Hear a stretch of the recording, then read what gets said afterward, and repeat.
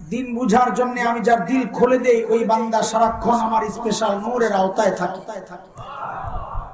সূরা জুমারে আসছে, রব বলেন أفمن شرح الله صدره للإسلام فهو على نور من ربه فويل للقاسية قلوبهم من ذكر الله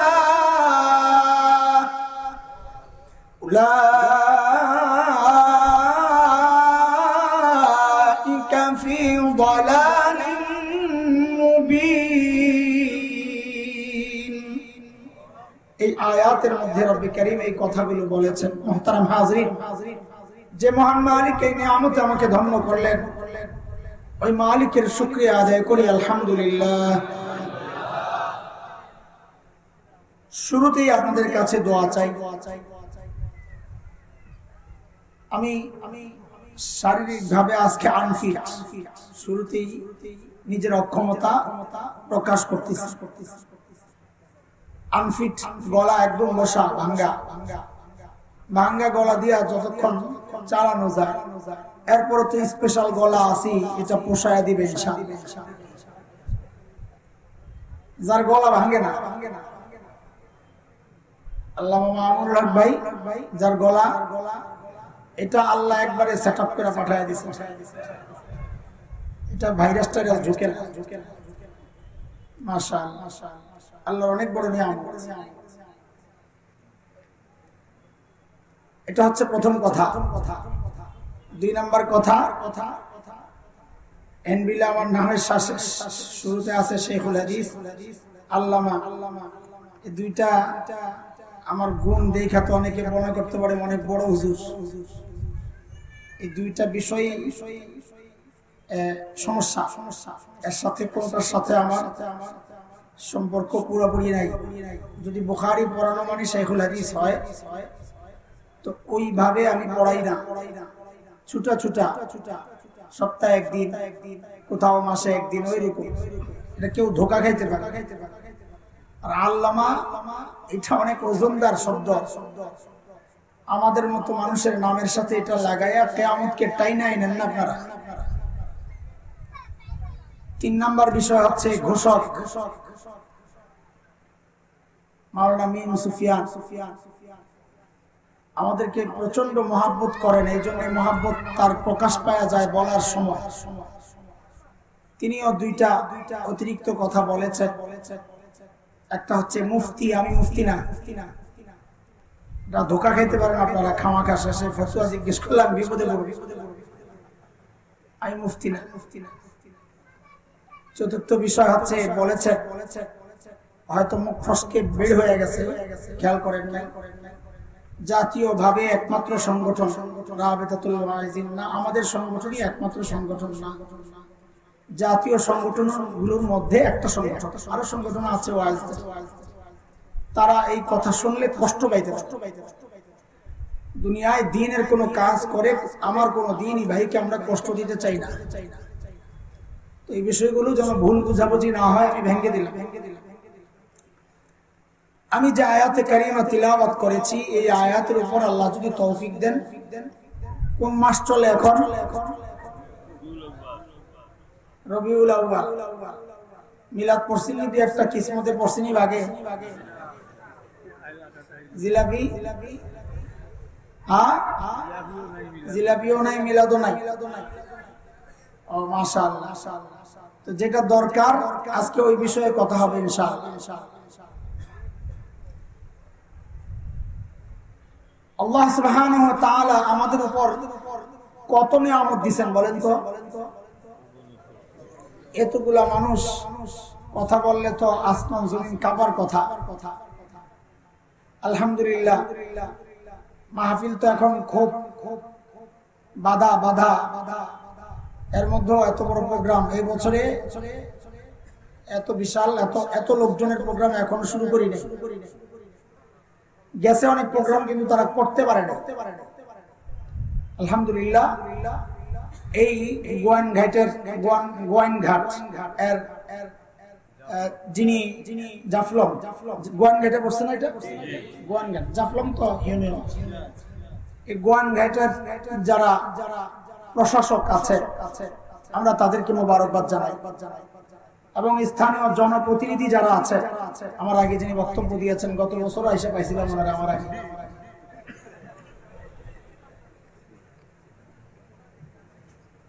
এবং আরো উপজেলার ভাইস চেয়ারম্যান, বাংলাদেশে আলেম ভাইস চেয়ারম্যান আর আছে কিনা আমি জানি না, আপনাদের আছে, বুঝা গেল আপনারা আলেমদেরকে মহব্বত করেন, মারহাবা।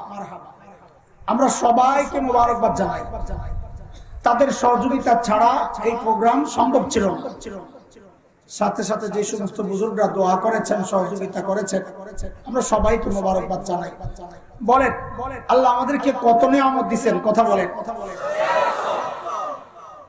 কুরআন আল কারীমের সূরা আন-নাহল, সূরা ইব্রাহিম, এই দুই সূরাতে আল্লাহ এই কথাটা বলেছেন। মালিক বলেন وَإِن تَعُدُّوا نِعْمَةَ اللَّهِ لَا تُحْصُوهَا إِنَّ الْإِنسَانَ لَظَلُومٌ كَفَّارٌ। আল্লাহ বলেন বান্দা কয়টা গন্ডি গনে গনে শেষ করতে পারবি না। আল্লাহু আকবার। এত নিয়ামত,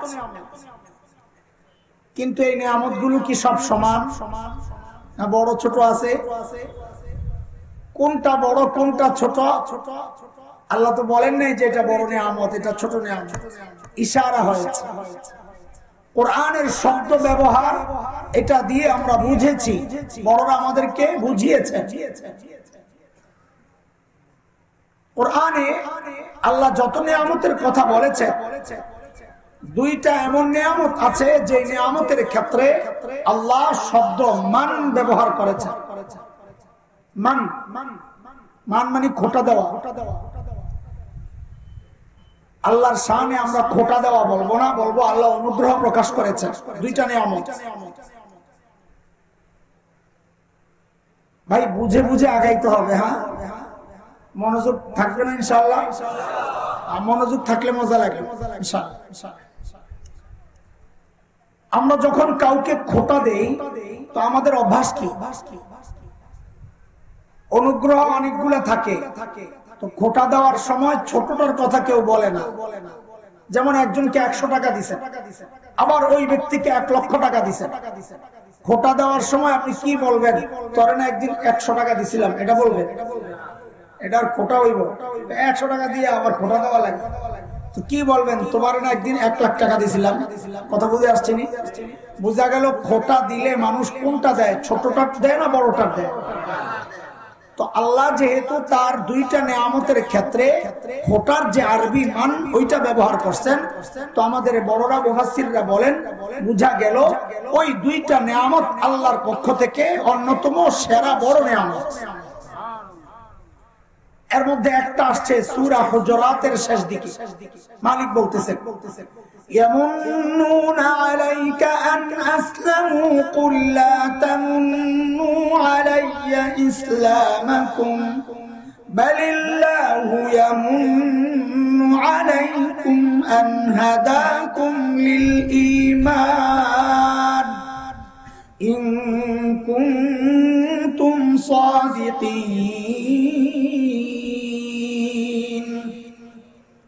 আল্লাহ বলেন বান্দা তোমাকে ঈমানের যে নিয়ামত দিছি আমি তোমার উপর দয়া করেছি। বুঝা গেল আল্লাহর পক্ষ থেকে সবচেয়ে বড় নিয়ামতের মধ্যে একটা নিয়ামত হচ্ছে ঈমানের নিয়ামত।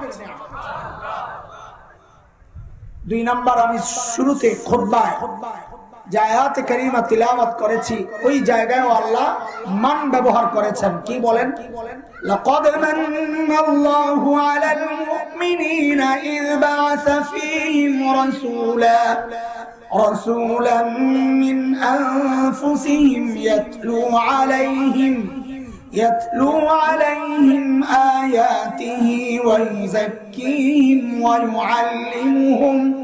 ويعلمهم الكتاب والحكمة وَإِن كَانُوا مِن قَبْلُ لَفِي ضَلَالٍ مُبِينٍ।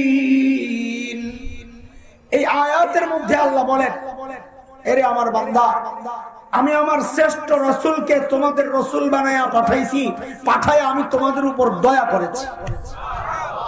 বুঝা গেল রাসূল হিসাবে মুহাম্মদুর রাসূলুল্লাহ সাল্লাল্লাহু আলাইহি ওয়াসাল্লামকে পাওয়া এটাও আল্লাহর পক্ষ থেকে বান্দার জন্য অন্যতম শ্রেষ্ঠ একটা নিয়ামত।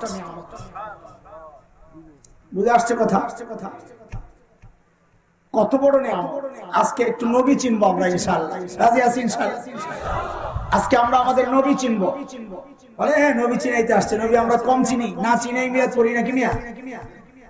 বলে নবী চিনো না, চিনো না। বলে কে বলছে আপনাকে? বলে তোমার চুল বলতেছে তুমি নবী চিনো নাই, তোমার মুখ বলতেছে তুমি নবী চিনো নাই, তোমার শার্ট বলতেছে তুমি নবী চিনো নাই, তোমার বিবির শাড়ি বলতেছে তুমি নবী চিনো নাই, তোমার বাচ্চাদের বিয়ের প্রোগ্রামগুলা প্রমাণ দিচ্ছে তুমি নবী চিনো নাই। বলে তো একটু চিনা? হ্যাঁ চিনা বলি, একটু অপেক্ষা করো।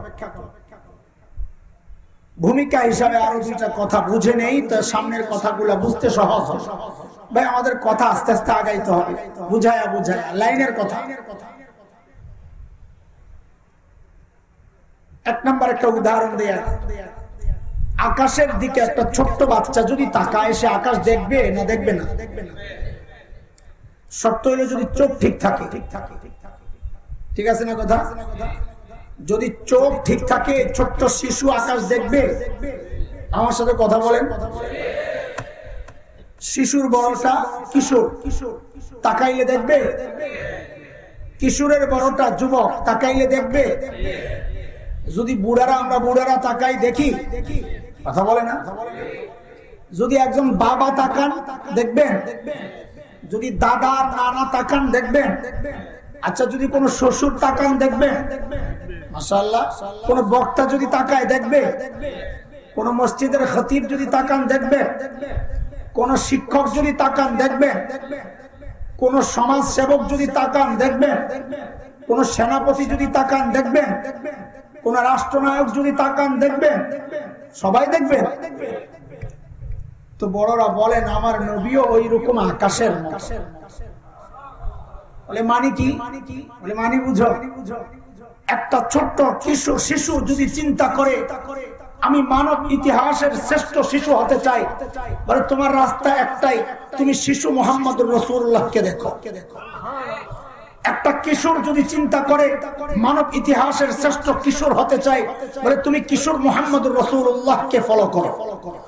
একটা যুবক যদি চিন্তা করে মানব ইতিহাসের শ্রেষ্ঠ যুবক হতে চাই, বলে তুমি যুবক মুহাম্মদুর রাসূলুল্লাহকে অনুসরণ করো। একজন বৃদ্ধ যদি চিন্তা করে জগতের শ্রেষ্ঠ বৃদ্ধ আমি হতে চাই, বলে তুমি বৃদ্ধ মুহাম্মদুর রাসূলুল্লাহকে ফলো করো। একজন বাবা যদি চিন্তা করেন শ্রেষ্ঠ বাবা হতে চাই, বলে তুমি বাবা মুহাম্মদুর রাসূলুল্লাহকে ফলো করো। একজন শ্বশুর যদি চিন্তা করে শ্রেষ্ঠ শ্বশুর হতে চাই, বলে তুমি শ্বশুর মুহাম্মদুর রাসূলুল্লাহকে ফলো করো। একজন দাদা আর নানা যদি চিন্তা করে শ্রেষ্ঠ দাদা আর নানা হতে চাই, বলে তুমি নানা মুহাম্মদুর রাসূলুল্লাহকে ফলো করো। একজন বক্তা যদি চিন্তা করেন শ্রেষ্ঠ বক্তা হতে চাই, বলে তুমি বক্তা মুহাম্মদুর রাসূলুল্লাহকে ফলো করো। একজন ইমাম যদি চিন্তা করে শ্রেষ্ঠ ইমাম হতে চাই, বলে ইমাম মুহাম্মদুর রাসূলুল্লাহকে ফলো করো। একজন শিক্ষক যদি চিন্তা করেন শ্রেষ্ঠ শিক্ষক হতে চাই, বলে শিক্ষক মুহাম্মদুর রাসূলুল্লাহকে ফলো করো। একজন সমাজ সেবক যদি চিন্তা করে শ্রেষ্ঠ সমাজ সেবক হতে চাই, বলে তুমি সমাজ সেবক মুহাম্মদুর রাসূলুল্লাহকে ফলো করো। একজন সেনাপতি যদি চিন্তা করে শ্রেষ্ঠ সেনাপতি হতে চাই, বলে তুমি সেনাপতি মুহাম্মদুর রাসূলুল্লাহকে ফলো করো। একজন রাষ্ট্রনায়ক যদি চিন্তা করে ইতিহাসের শ্রেষ্ঠ রাষ্ট্রনায়ক হতে চাই, বলে রাস্তা একটাই, রাষ্ট্রনায়ক মুহাম্মদুর রাসূলুল্লাহকে ফলো করো।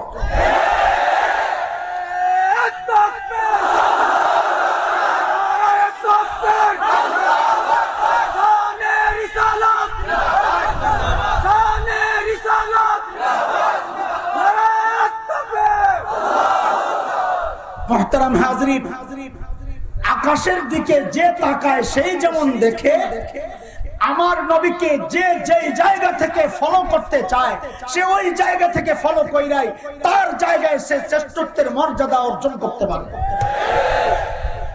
বড় আজীব এক চরিত্র বানাইছেন আল্লাহ মায়া করে। কথা কিন্তু শুরু করি নাই, ভূমিকা চলতেছে, বুঝাইতেছি। একজন বাবা অঢেল সম্পদের মালিক, আমরা বলি ধনকুবের। এটা আরবিটারে সাইজ করে বাংলা বানাইছে আর গনিয়ুন কবিরুন রে বানাইছে ধনী কুবের কবির। বিশাল পয়সার মালিক, অনেক টাকা পয়সার কোনো অভাব নাই। তার তো পায়ে জমিনে পাও পড়ে না, ভাসে। টাকার গরম আছে একটা। তার একটাই মেয়ে সন্তান, একটা, তাও মেয়ে। যার মেয়ে নাই পোড়া কপাল, সে জানবে না এই খবর। বাবারা মেয়েদের সাথে তার সম্পর্কটা একটু নিবিড়, বেশি মায়া। তো একটাই মেয়ে, তো আদরটা তো আরো বেশি। 3 নাম্বার, মেয়েটা পরমা সুন্দরী। এখন আদর বাড়ছে না আরো কমছে? মাইয়ার অবস্থা গরম, বাবা ধনী, ধনী বাবার মেয়ে এমনি তো গরম, আবার টাকা পয়সাওয়ালা বাবা, আবার একমাত্র মেয়ে আরো গরম, আবার সুন্দরী আরো গরম।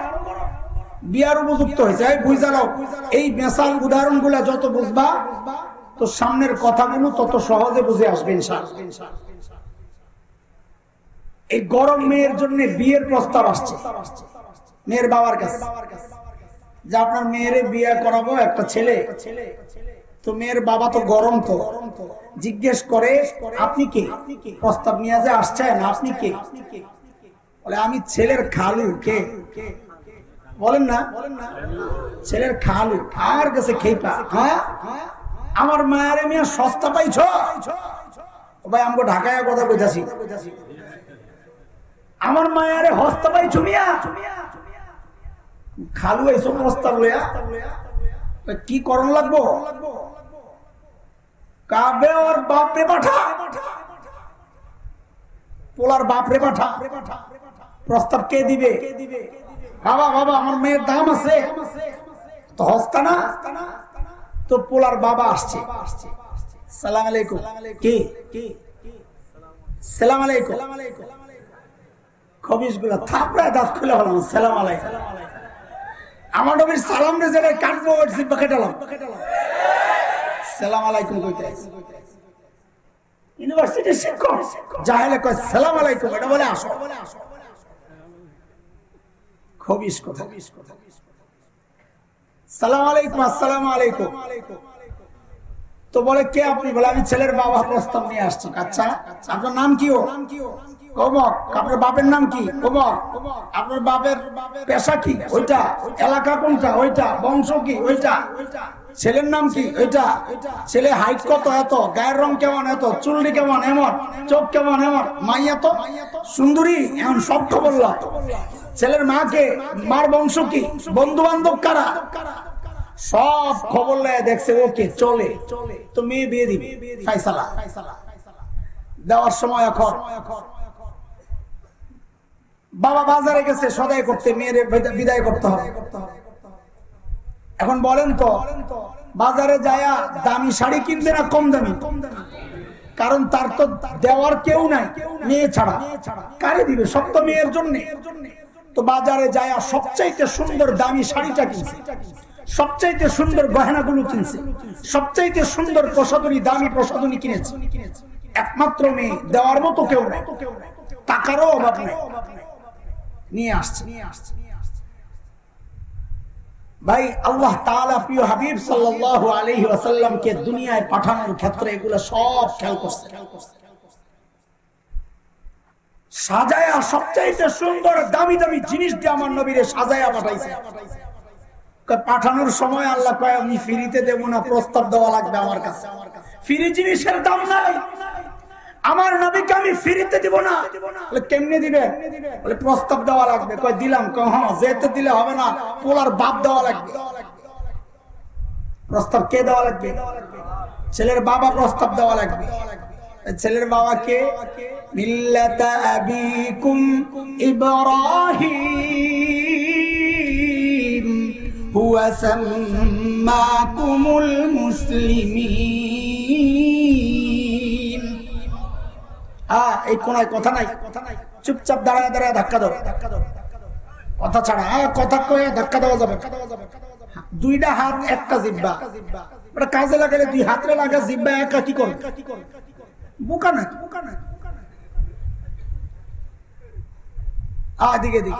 প্রস্তাব কে দিবে? কার দিতে বলছে আল্লাহ? বাবা বাবা প্রস্তাব দেওয়া লাগবে, আমার নবীর দাম আছে। হালকা কেউ প্রস্তাব দিলে আমি পাঠাবো না, দিব না। খালু মালু চলবে না। খলিল ইব্রাহিম যখন বাইতুল্লাহ বানান, আল্লাহ খলিলের দিলের মধ্যে ওই কথা ঢেলে দিয়েছেন, খলিল আমার, আপনি অনেক দামি কাজ করেছেন, অনেক দামি কাজ করেছেন, এই কাজের পুরস্কার আমি আপনাকে দিতে চাই। পুরস্কার দিব, পুরস্কার। খলিলের দিলের মধ্যে আল্লাহ ঢেলে দিয়েছেন, খলিল আপনি চান আমার কাছে কি চাইবেন? চান।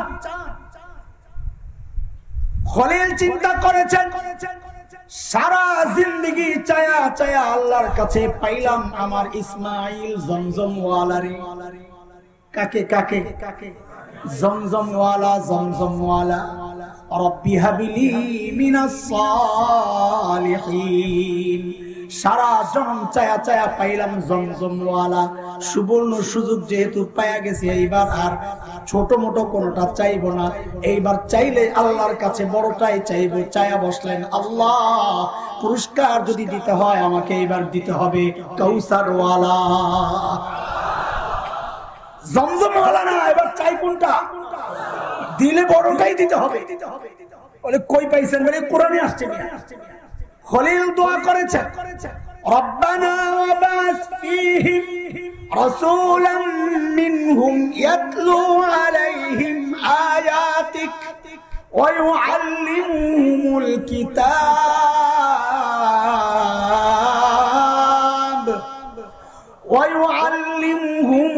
কিতাব ওয়াল হিকমাতা ওয়া ইউযাক্কিহিম ইন্নাকা আনতাল আজিজুল হাকীম। আল্লাহ আমি বাইতুল্লাহ বানালাম, এই বাইতুল্লাহকে আবাদ করার জন্য এমন একজন রাসূল আপনি পাঠান, যিনি কিছু মিশন আদায়ের মাধ্যমে, বাস্তবায়নের মাধ্যমে বাইতুল্লাহকে আবাদ করবে, যে আবাদির ঢেউ আল্লাহ গোটা দুনিয়ায় ছড়ায়া যাবে। দোয়া করছেন কে? আমি যেভাবে শিখায়া দিব এখন থেকে ওইভাবে বলবেন। দোয়া করছেন খলিলুল্লাহ। বলেন কে? দোয়া করছেন কে? আবার বলেন, দোয়া করছেন কে? পাশে কিন্তু বৈশা রয়েছেন আরেকজন, যাবিহুল্লাহ, নবী ইসমাইল পাশে বসা। এবার বলেন দোয়া করছেন কি? দরখাস্ত পাঠাইছেন খলিলুল্লাহ। ওই দরখাস্তের মধ্যে আমিন বইলা একটা সুপারিশ করে দিচ্ছেন যাবিহুল্লাহ। আবার বলেন মিলাইয়া মিলাইয়া মজা নিয়ে নিয়ে নবীর ইশকার মহব্বত নিয়ে বলাও লাগবে, শোনাও লাগবে। এই দরখাস্ত পাঠাইছেন কে? সুপারিশ করলেন কে? যে অফিসে বসে বসে কারবার চলতেছে ওই অফিসের নাম হইল বাইতুল্লাহ। অফিসের নাম কি? আবার মিলাইয়া মিলাইয়া বলেন অফিসের নাম কি? দোয়া করছেন কে? সুপারিশ করলেন কে? আল্লাহ বলেন মঞ্জুর, মঞ্জুর।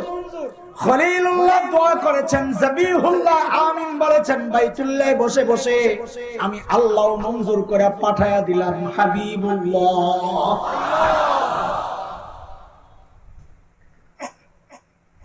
আপনাদের তো বড় মাহফিল, মজমা, জয়মা রয়েছে।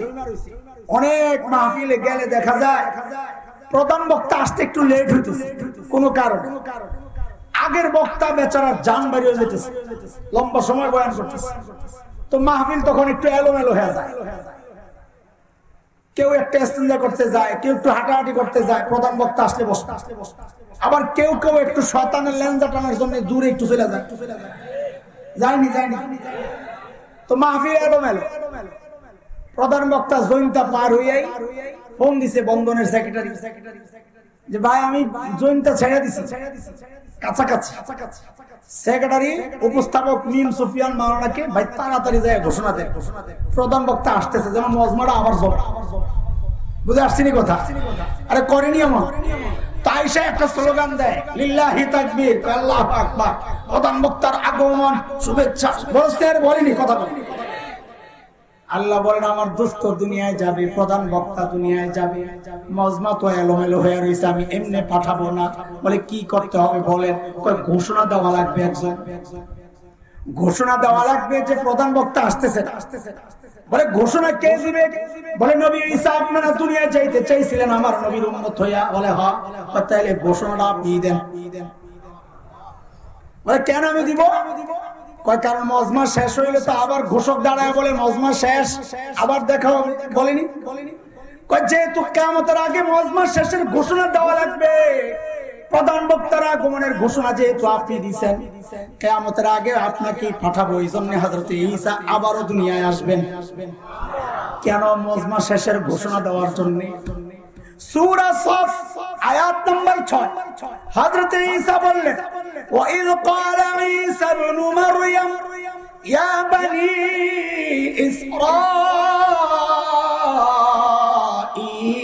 ইসরাঈল ইন্নী রাসূলুল্লাহি ইলাইকুম মুসাদ্দিকান লিমা বাইনা ইয়াদাইয়া মিনাত তাওরাহ ومبشرا برسول يأتي من بعدي اسمه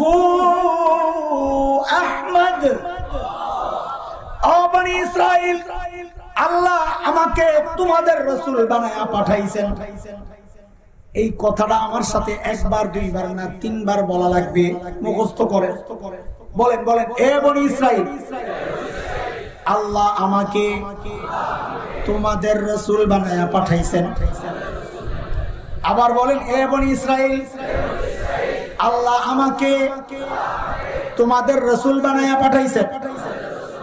আবার বলেন, এ বনি ইসরাইল, আল্লাহ আমাকে তোমাদের রাসূল বানায়া পাঠাইছেন।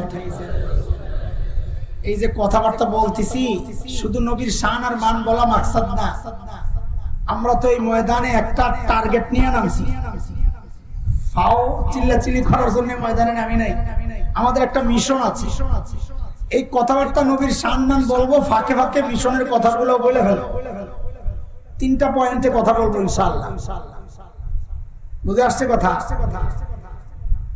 বলে তাহলে আর এগুলো বলার দরকার কই? 3 পয়েন্টে ডাইরেক্ট ঢুকেন না। বাচ্চাদেরকে ডাক্তাররা ইনজেকশন দেওয়ার আগে বাচ্চারে হাতে একটা চকলেট ধরায়, নে বাবা খা, করে করে একটা খেলনা ধরায়, আর ওদিক দিয়ে ঘষতে থাকে। এক খেলনা নিয়ে ব্যস্ত, ডাক্তার ওদিক দিয়ে কুট করে ঢুকায় দেয়। আর না ঢুকানো যাবে না। আরে বুঝছো কথা? তোমার নবীর সম্মান শোনাইতেছি মানে চকলেট ধরাইতেছি, সময় মতো ঠিকই ইনজেকশন ঢুকায় দেয়। 1 নম্বর ইনজেকশনের সুই এই কথাটা, এ বনি ইসরাইল, আল্লাহ আমাকে তোমাদের রাসূল বানায়া পাঠাইছেন। আমি সময় মতো বলবো এখন ইনজেকশন দেওয়ার সময় হয়েছে, সুইটা দে, তোর মনে করে দিয়ে দিন আমাকে। মনে থাকবো ইনশাআল্লাহ। কথা এলোমেলো শোনা যাবে না, লাইন মতো না শুনলে পরে হারায়া যাবেন, কোত্থেকে কই গেল না। হযরত ঈসার 2টা ঘোষণা। 1 নম্বর ঘোষণা, আ বনি ইসরাইল, আল্লাহ আমাকে তোমাদের রাসূল বানায়া পাঠাইছেন। 2 নম্বর ঘোষণা, রে বনি ইসরাইল, প্রধান বক্তা কিন্তু আসতেছে, কাজেই তাড়াতাড়ি সুসংগঠিত হও, তৈরি হও। সুসংবাদ দিচ্ছি তোমাদেরকে, যার নাম হবে আহমদ। আল্লাহু আকবার। আমার নবীর নাম কি? হ্যাঁ জোরে বলো না মুহাম্মদের সাথে। যার নাম আহমদ। এই নামটা ফাঁস করে দিলেন না হযরত ঈসা? ফাঁস করে দিলেন না? ফাঁস হয়ে গেল না? তো বনি ইসরাইল তো বুঝছে যে এইটা তো আখেরি পয়গম্বরের নাম, জানছে না? তো জানলে এই নামের প্রতি তো তাদের আকর্ষণ হওয়ার কথা, তাই না? আখেরি পয়গম্বর, এরা তো মনে করছে এক বংশ থেকেই আইবে। তো যেহেতু আখেরি পয়গম্বর শ্রেষ্ঠ নবী, তো সবাই তো বরকতের জন্য তার সন্তান, তার ভাই, তার আপনজনের নাম রাখার কথা আহমদ, কিন্তু নবীর নাম রাখার আগ পর্যন্ত এই নাম কেউ রাখে না। কেন? আল্লাহ তার নবীর নামটারে পর্যন্ত ইনটেক রাখছেন, ব্যবহার হইতে দেন নাই, কারো দিলের মধ্যে জাগতেই দেন নাই যেই নামটা কারো রাখা লাগবে। কেন? ঈদের দিন, ঈদের আগে দিয়ে মনে আছে কিনা, যখন ছোট্ট ছিলেন আমাদের মনে আছে, বাবা ঈদের কাপড় কিনে দিলে মহল্লার পোলা প্যান্ডে দেখাইতাম না, ঈদ নষ্ট হয়ে যাবে। ঈদের দিন সকালবেলা বাইর করলাম। আল্লাহ যেন তার হাবিবের নামটা ইনটেক করে ধুয়ে দিয়েছেন, অথচ নাম কিন্তু ফাঁস হয়ে গেছে, কিন্তু কেউ রাখে নাই। আল্লাহ ইনটেক রাখছেন যে না, আমার হাবিবের নাম আগে রাখবো, তারপর তোরা রাখবো। আমার নবীর এক নাম আহমদ। আহমদ মানে সবচেয়ে বেশি প্রশংসাকারী। আমার নবীর আরেক নাম কি? আরে বলো বলো, সাল্লাল্লাহু আলাইহি ওয়াসাল্লাম। মুহাম্মদ মানে সবচেয়ে বেশি প্রশংসিত। কি আজীব না? আরে আমার তো ইলম কালাম নাই, তারপরেও যদি এই দুই নাম নিয়ে কথা বলি রাত শেষ হয়ে যাচ্ছে। এমন আজীব নাম এই দুইটা। মুহাম্মদ মানে সবচেয়ে বেশি প্রশংসিত। আল্লাহ কি কারবার করছে দেখেন। বুখারীর রিওয়ায়াত, মক্কার কাফিররা বাজারে হাটে ঘাটে যায় বলে, এই মুহাম্মদ এটা কিন্তু পাগল, জাদুকর, এর কাছে যাবি না। তো নামের মানে কি? সবচেয়ে বেশি। মানুষ বলে যেই মানুষটা সবচেয়ে প্রশংসিত উনি আবার জাদুকর, পাগল হয় কেমন? কথা মিলে? পাগল আবার সবচেয়ে প্রশংসিত হয় কেমনে? তো কাফেররা বলে, এই ঘটনা তো খারাপ রে, ব্যস্ত লাগছে, নামটা পাল্টা। বলে কি নাম রাখবা পাল্টায়া? বলে এখন থেকে এর নাম হলো মুজাম্মাম, সবচেয়ে বেশি নিন্দিত। তো বাজারে যায় বলতেছে, এই মুজাম্মামের কাছে যাবি না, ওটা পাগল। তো পাবলিক কই মুজাম্মাম কি? আরে আরেক বিপদ। আল্লাহ বলে আমার নবীর বদনাম করবি? তুই সারা জীবন বদনাম কর, লোকে যদি জিজ্ঞেস করে কার বদনাম করলা, বলে যিনি সবচেয়ে বেশি প্রশংসিত। তুমি কি পাগল নাকি? সবচেয়ে প্রশংসিত ব্যক্তির আবার বদনাম হয় কেমনে? অথচ আল্লাহ তাআলা তার দুশমনদের নাম কি রাইখা রাখছেন আগের থেকে। ওই যে ফ্রান্সের একটা, আমি বহু নাম আছে আমার কাছে এরকম, আমি নগদের যেটা এটা উদাহরণ দেই। নাম কি ফ্রান্সের? এটার ম্যাক্রো। ম্যাক্রো আরবি দিয়ে লিখতে গিয়ে দেই হয়ে গেছে মাকরু। কি হয়ে গেছে? মাকরু মানে অপছন্দনীয়। এইবার তুমি সারাদিন বসে বসে প্রশংসা করো, বলে ভাই কার প্রশংসা করলাম? বলে মাকরু সাহেব। আল্লাহু আকবার।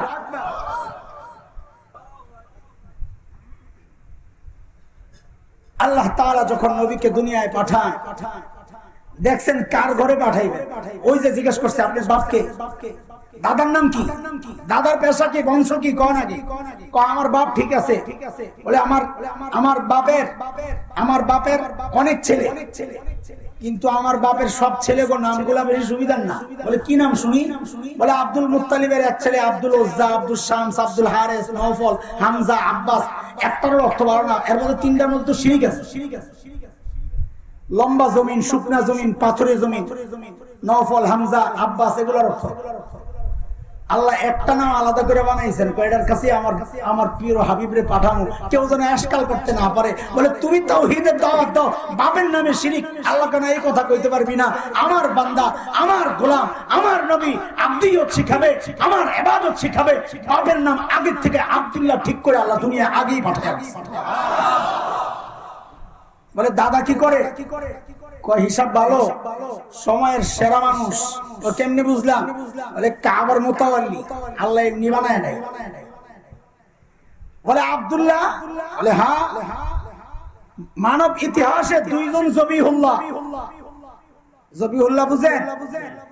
যাকে আল্লাহর নামে জবেহ করার জন্য নির্ধারণ করা হয়েছে, কিন্তু আল্লাহর পক্ষ থেকে ফয়সালা পাল্টায় গেছে, আর করা লাগে নাই, আল্লাহ এই জবেহকে কবুল করছেন। এইরকম মানুষ জগতে কয়জন?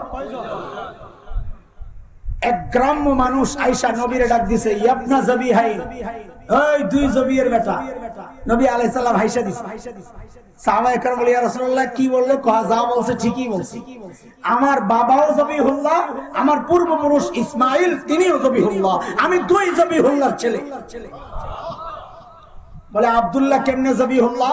রিওয়ায়াতে আসছে জমজম হারায় গেছে, খুঁজে পাওয়া যায় না, কই গেল? পরে আব্দুল মুত্তালিব যেহেতু মুতাওয়াল্লি, দায়িত্ব সত্তা, আব্দুল মুত্তালিব মান্নত করছে, আল্লাহ জমজম যদি পাই তো আমার একটা ছেলেকে আমি কুরবানি করব। জমজম পায়া গেছে। তারা তো আর আমাদের মতো মুনাফিক না যে ওয়াদা দেয়, রাজনৈতিক ওয়াদা, যে ভোট দেন সব ঠিক আছে, দেওয়ার পর কয় হ্যাঁ ঠিক আছে, আমি ঠিক আছে, ঠিক না? তা আব্দুল মুত্তালিব আগেকার মানুষ এইরকম ছিলেন না। আব্দুল মুত্তালিব নিজের সন্তানকে কুরবানি করবেন, কাকে করবেন? লটারি দিছে। লটারিতে আব্দুল্লাহর নাম উঠছে। এলাকাবাসী মক্কার কাফির কুরাইশরা বলে, আব্দুল্লাহ এত সুন্দর, এর জবে করে লাইবে, এর জবে করে না, আবার দেন। তা আবার লটারি, একবার দুইবার তিনবার, খালি আব্দুল্লাহর নাম উঠছে। তো কুরাইশের লোকজন বলে যে আব্দুল্লাহরে জবে না করে আর পরিবর্তে 10টা ওট কোরবানি দিতে। তো আব্দুল মুত্তালিবের মধ্যে যেহেতু আমানতদারিতা ছিল, তো বলছে যে যেহেতু মান্নত করছি, 10টা আল্লাহর কাছে মঞ্জুর কিনা এটাও পরীক্ষা করতে হবে। তো পরীক্ষা কেমনে করছে? একদিকে 10 ওট, একদিকে আব্দুল্লাহ, লটারি দিছে। ওই সময় আব্দুল্লাহর নাম উঠছে। এখন কি করা? ওট বাড়ান, বাড়াইছে, ওট দিছে 20টা, আবার লটারি, আবার আব্দুল্লাহর নাম। এইবার আরো বাড়া, এইবার দিছে 30টা, দিল লটারি, আবার আব্দুল্লাহ। 40, আবার আব্দুল্লাহ। 50, আবার আব্দুল্লাহ। 60, আবার আব্দুল্লাহ। 70, আবার আব্দুল্লাহ। 80, আবার আব্দুল্লাহ। 90, আবার আব্দুল্লাহ। 100, এইবার নাম আসছে 100। আল্লাহ জানায় দিছেন, আমার নবীর বাবের হস্তায় কোরবানি দিবা, 100 দাও। আয় আল্লাহ, এই প্রত্যেকের ব্যাপারে কথা বলতে গেলে রাত শেষ হয়ে যাবে। আমাদের তো একটা টাইম নির্ধারিত, আমার দৌড়াইতে হবে, তাইলে আমার পয়েন্ট ছুটে যাবে। আমি কিন্তু এখনো তুমি করে চকলেট খাওয়াইতেছি, জায়গায় ঢুকি নাই। এক জায়গায় খালি খটকায়, প্রথম পয়েন্টে ঢুকতেছি। মনোযোগ আছে তোমাদের? এতক্ষণ যা বলছি যদি এই কথাগুলো বুঝা না থাকো সামনে, তো এই পুরো আমার কষ্টটা বেকার যাবে। লাব্বাইক হাজির সবাই, আশাল এক জায়গায় খালি খটকা, যে আল্লাহ তাআলা আপনারা একটা উদাহরণ দিবেন, বাপের সাথে মাইয়ার বিয়া দেওয়ার ক্ষেত্রে সুন্দর বাড়ি দেখে, জামার বাড়িটা সুন্দর কিনা এটা দেখে না। তো আল্লাহ তো তা দেখলো না, কই দেখলো না? দুনিয়ার মধ্যে আরো কত সুন্দর সুন্দর এলাকা ছিল, কাশ্মীর ছিল, ভূস্বর্গ বলা হয়, দুনিয়ার জান্নাত, সুইজারল্যান্ড, ইউরোপের কত সুন্দর সুন্দর দেশ। ওই দেশে নবীরে না পাঠাইয়া আল্লাহ এমন এক জায়গায় পাঠাইলেন, বৃক্ষলতাহীন, জলশূন্য, বালুকাময় জায়গা, খানা নাই, পানি নাই, ফল নাই, ফসল নাই, পাহাড়ি এলাকা, বালুময় এলাকা, এইরকম পাথরের এলাকায় আল্লাহ নবীরে পাঠাইলেন। কে সুন্দর এরিয়ায় পাঠাইতে পারলেন না? লাগেনি একটু আগের কথার সাথে আর কি লাগেনি? এটার জবাব দিতে গেলে আমার প্রথম পয়েন্টে কথা আগা কথা। আল্লাহ নবীকে জাজিরাতুল আরবে কেন পাঠাইলেন? এই যুবক খেয়াল করো, জাজিরাতুল আরবে নবীকে আল্লাহ কেন পাঠাইলেন, দুনিয়ার আর জায়গায় না পাঠাইয়া? ভাই, জাজিরাতুল আরবকে তুমি বিশ্ব মানচিত্রের মধ্যে একটু খুইলা দেখো, গবেষণা করো, দেখবেন জাজিরাতুল আরব বিশ্ব মানচিত্রের মধ্যে 3 দিক থেকে পানি। একদিকে লেগে আছে জর্ডান, ইরাক, সিরিয়া, ওই দিক দিয়ে 3 দিকে শূন্য। ঠিক মানব দেহের মধ্যে মানুষের যে হার্ট, কলব, এই কলবের অবস্থা এইরকম, 3 দিকে শূন্য, একদিকে লেগে আছে। এই জন্য জাজিরাতুল আরবকে বলা হয় জিওগ্রাফিক হার্ট, মানচিত্রের হার্ট। এটা একদম মাঝখানে, একদিকে লেগে আছে হার্ট, যেমন একদিকে লেগে আছে, 3 দিকে শূন্য। আল্লাহ আমার নবীকে ওই হার্টের মধ্যে পাঠাইছেন কেন? এটা বুঝার জন্য আরেক জায়গায় যাইতে হবে। আমার নবী দুনিয়ায় আসার আগ পর্যন্ত যত দর্শন ছিল, গ্রিক দর্শন, রোমান দর্শন, ইরাকি, ব্যাবিলনিয়ান, মিশরি দর্শন, পারস্য দর্শন, সমস্ত দার্শনিকদের বক্তব্য ছিল মানুষকে নিয়ন্ত্রণ করে তার ব্রেন। গোটা দুনিয়ার বিরুদ্ধে সর্বপ্রথম মুহাম্মদুর রাসূলুল্লাহ সাল্লাল্লাহু আলাইহি ওয়াসাল্লাম দাঁড়ায়া ঘোষণা করলেন যে না, মানুষকে তার ব্রেন নিয়ন্ত্রণ করে না, মানুষকে নিয়ন্ত্রণ করে তার হার্ট। নবী ঘোষণা দিলেন, আলা ইন্না ফিল জাসাদি মুদগা ইযা সালুহাত সালুহাল জাসাদু কুল্লু ওয়া ইযা ফাসাদাত ফাসাদাল জাসাদু কুল্লু আলা ওয়া হিয়াল কলব। এরা আমার উম্মত, মানব দেহের মধ্যে একটা গোশতের টুকরা আছে, ওই গোশতের টুকরা ঠিক হয়ে গেলে গোটা বডি ওকে। গোশতের টুকরাটার মধ্যে পচন ধরলে বডিতেও পচন ধরে। কথা বুঝে আসছে? এইবার বুঝেন আল্লাহ আমার নবীকে হার্টে কেন পাঠাইছেন। আপনার আগে আমি আর কাউকে বিশ্ব নবী বানাই নাই, আপনি একমাত্র বিশ্ব নবী হাবিব, এই জন্য আমি আপনাকে হার্টে পাঠাইছি। কেন? বলে আপনি হার্টের মধ্যে মেহনত করেন, হার্ট ঠিক হয়ে গেলে গোটা দুনিয়ার বডি ঠিক হয়ে যাবে। আজকের দুনিয়ার বাস্তবতা, ওই আরব বিশ্ব হার্টের মধ্যে পচন ধরছে, এই জন্য গোটা দুনিয়ার মুসলমান নাই গায়। এই হার্ট যদি ঠিক হয়ে যায়, আরব বিশ্ব যদি ঠিক হয়ে যায়, খোদার কসম এখনো মুসলমান গোটা বিশ্ব শাসন করে। কথা কিন্তু শেষ হয় নাই, ঢুকতেছি। বুঝেন বুঝেন আল্লাহ আমার নবীকে দুনিয়ার মাঝখানে কেন পাঠাইছে। দুইটা কারণ বলতেছি, দুইটা উদাহরণ দিলে বুঝবেন। একটা পুকুর, বিশাল পুকুর বলে, কি বলে, পুকুরের ঠিক মাঝখানে একটা ঢিল ছুঁড়েছে, ঢেউটা সমান তালে চারদিকে ছড়াবে, তাই না? কিন্তু আপনি যদি এক সাইডে ঢিলটা ছুঁড়েন, একদিকে দ্রুততার সাথে লাগবে শক্তিশালী ভাবে, আরেক দিকে যেতে যেতে দুর্বল হবে, দেরিও হয়ে যাবে। কথা ঠিক কিনা? আল্লাহ আমার নবীকে যেহেতু বিশ্ব নবী বানাইছেন, এই জন্য দুনিয়ার হাট আর মাঝখানে পাঠাইছেন। কেন? যেন হেদায়েতের নূরটা সমান তালে সারা দুনিয়ায় ছড়ায় যায়। একটা উদাহরণ দিলে আরো ভালো বুঝবেন। একজন বড় মুফাসসির ছিলেন ঢাকা, আল্লামা আব্দুল গফফার রাহমাতুল্লাহি আলাইহি, শাইখুল হাদিস আল্লামা আজিজুল হক রাহমাতুল্লাহি আলাইহির ডান হাত বাম হাত, বাংলাদেশ খেলাফত মজলিসের প্রতিষ্ঠাতা আমির ছিলেন আব্দুল গফফার রাহমাতুল্লাহি আলাইহি। বড় দারুণ বয়ান করতেন, আমাদের মতো তো ভুং ভাঙা ছিল না, কালা বেটা উসা সাদা সিধা কথা বলতেন। তো হুজুরের এক গল্প আমাদের এই কথা বোঝার জন্য বড় কারণ। বলে আমরা ইন্ডিয়াতে গেছি কয়েক আলেম সফরে, তো আমাদেরকে সকালবেলা নাস্তা দিছে বড় প্লেটের মধ্যে গরম শুকনা খিচুড়ি, ইন্ডিয়ানরা খায়, মাঝখানে দিছে একটু ঘি। তো গরমের তাপে ঘি গইলে যায়, ওই একটু একটু ঘি নেয়, খিচুড়ি দিয়ে মাইখা খায়। মুখলা রসকেন দিবে না, বাড়ি যায় খাই। পশ্চিম কোনটা? এটা পশ্চিম। তো পশ্চিম দিকে, ডিশের পশ্চিম দিকে যে মাওলানা বসছে, উনি কি করছে, ঘিয়ের মধ্যে আঙ্গুলটা না ঢুকাইয়া নিচের দিকে খিচুড়ির মাঝখান দিয়ে একটা টান মারছে, একটা ফাঁক তৈরি হয়েছে না, ঘি সব ওদিকে ছুটছে পশ্চিম দিকে।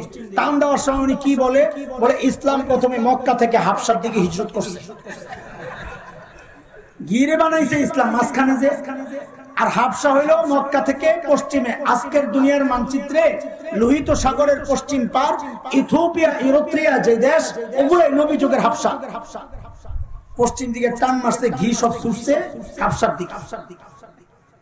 পূর্ব দিকে যাই মাওলানা বসছে, দেখছে ঘি তো সব হাবশাওয়ালা খাইবো। উনি আবার আঙ্গুল ঢুকায় নিজের দিকে টান দিয়ে কয়, তারপর ইসলাম মক্কা থেকে মদিনার দিকে হিজরত করছে। কারণ মক্কা থেকে মদিনা হইল পূর্ব দিকে। আব্দুল গফফার সাহেব বলে কারবার তো খারাপ, ঘি তো দেখা যায় মক্কার হাবশাওয়ালা, মদিনার হাবশাওয়ালারা খাই লইব, আমি তো ভাগে পাবো না।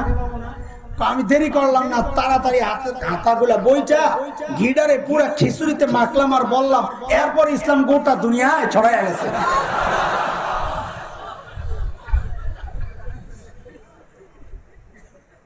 এইবার বুঝে আসছে আল্লাহ ইসলামকে মাঝখানে কেন পাঠাইছে, যেন ঘিয়ের ভাগ সবাই পায়। আরে বুঝছুনি কথা, আমি কিন্তু পয়েন্টে ঢুকি নাই, বুঝাইয়া বুঝাইয়া আগাইতেছি। এইবার বুঝো এ জুয়ান পোলাপান, তোদের জন্য এই কথাগুলো বেশি দরকার। কারণ পিটা যখন দিবে বুড়া করে ছেড়ে দিবে, পিটাইলে তোরে পিটাইবো আর আমারে পিটাইবো লিডার হিসাবে। আমরা যখন দারুল দেওবন্দে পড়ি 97, তখন খুব গন্ডগোল, ধরপাকড় চলতেছে। তো আমাদের সাথে লাল রঙের এক সাথী ছিল, ইয়া মোটা কালো একদম আফ্রিকান মাগুর, ওই যায় সাদে ঘুমান। তা আমি বলি মাহমুদ ভাই আপনি সাদে ঘুমান কেন? তা আমি তো তখন ছিলাম একটা চিকনা চাকনা হ্যাংলা পাতলা।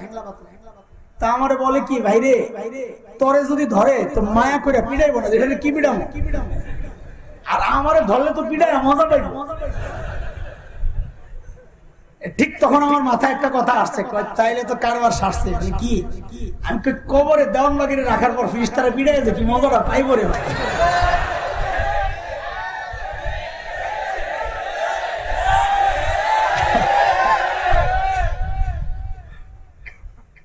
আয় আল্লাহ, বাংলাদেশের আকাশে শকুনের আনাগোনা পরিলক্ষিত হচ্ছে। বাংলাদেশের উত্তরবঙ্গ পার্বত্য অঞ্চল, তোমাদের এই সীমান্ত এলাকাগুলো বাদ নাই, খ্রিস্টান মিশনারিরা কাজ করতেছে। হাজার হাজার খ্রিস্টান মিশনারি, শত শত নয়, হাজার হাজার নয়, লক্ষ লক্ষ মুসলমানকে খ্রিস্টান বানাচ্ছে, প্রলোভন দেখায়া, পয়সা দিয়া, ধোকা দিয়া, কোরআনের অপব্যাখ্যা করে করে। জানা আছে আমরা গেলাম দিনাজপুর, এই খেয়াল করে শোনো আমার প্রথম পয়েন্ট। আমরা গেলাম দিনাজপুর, মুরতাদ হয়ে গেছে যারা, ইসলাম ত্যাগ করে যারা খ্রিস্ট ধর্ম গ্রহণ করেছে, তাদেরকে দাওয়াত দেওয়ার জন্য গেলাম দিনাজপুর। মিশনারিদের পক্ষ থেকে পুলিশকে নোটিশ করা হলো যে ঢাকা থেকে কিছু মৌলবী আসছে, এদের মতি গতি বেশি ভালো লাগতেছে না, গন্ডগোল লাগতে পারে। পুলিশ আমাদেরকে তলব করছে, তারপর আমাদেরকে একটা কথা জিজ্ঞেস করছে। পুলিশের প্রশ্ন, এই প্রশ্ন যদি আমি করি আপনাদের সামনে, দেখবেন এই জায়গায় অনেকের মাথায় ঢুকবে, হ্যাঁ পুলিশের কথা তো ঠিকই আছে, লাগতে পারে। কি প্রশ্ন? পুলিশের প্রশ্ন হচ্ছে, আচ্ছা হুজুর একটা কথা বলেন, মুসলমানরা আমরা ইসলামের দাওয়াত গোটা দুনিয়ায় দেই কিনা? হ্যাঁ দেই। আমেরিকায় দেই, ফ্রান্সে দেই। এই জন্য তো ফ্রান্সের মাথা খারাপ, কারণ 3 ভাগের 1 ভাগ মুসলমান হয়ে গেছে। এরা ডরাইতেছে আর একটু ভালো একটা ক্ষমতা যাবে না, ওটা এমনি যাইব। আমরা তো বলি অপেক্ষা কর হে ফ্রান্স, খুব শিগগির এটা হবে ইউরোপে মুসলমানদের নতুন ব্রাঞ্চ, ইনশাআল্লাহ ইনশাআল্লাহ। আফ্রিকা ইসলামের দাওয়াত দেই, রাশিয়ায় দেই, ইউরোপে দেই। আমি হ্যাঁ দেই। তাইলে তারা তো আমাদেরকে বাধা দেয় না, তো তাদের ধর্ম বাংলাদেশে প্রচার করলে আমরা কেন বাধা দিই? প্রশ্ন বুঝে আসছে? খ্রিস্টানরা তাদের ধর্ম বাংলাদেশে প্রচার করলে আমরা কেন বাধা দেই? তারা তো আমাদেরকে বাধা দেয়। তা আমি বলি, এই প্রশ্ন যদি কারো মাথায় জাগে তো বুঝতে হবে সে তার নবী চিনে নাই। কেন? বুঝেন, বুঝার জিনিস এগুলা। আল্লাহ তাআলা আমার নবী দুনিয়ায় আসার আগে যত নবী পাঠাইছে, সমস্ত নবীদের সাথে 3টা বিষয় নির্ধারিত ছিল। কয় বিষয়? ওই নবীর টাইম ছিল নির্ধারিত। আমাদের নবীর কোন টাইম নির্ধারিত নাই, তিনি কিয়ামত পর্যন্ত নবী। ওই নবীর এলাকা ছিল নির্ধারিত। আমাদের নবী বিশ্ব নবী, তার কোন এলাকা নির্ধারিত নাই। তিনি আমেরিকার নবী, তিনি রাশিয়ার নবী, তিনি ইউরোপের নবী, তিনি অস্ট্রেলিয়ার নবী। সমস্ত নবীদের কম ছিল নির্ধারিত। প্রমাণ ওই যে শুই রেখে আসছি পিছনে, মনে আসেনি? কি মুখস্থ করাইছিলাম? হযরত ঈসা কি বলছেন? ও বনি ইসরাইল, আল্লাহ আমারে কাদের রাসূল বানায় পাঠাইছে? তোমাদের রাসূল বানায় পাঠাইছেন। বুঝা গেল হযরত ঈসাকে আল্লাহ দুনিয়ার সব কওমের জন্য পাঠান নাই, তার কওম নির্ধারিত, সেটা ছিল খালি বনি ইসরাইল। বুঝে আসছে কথা?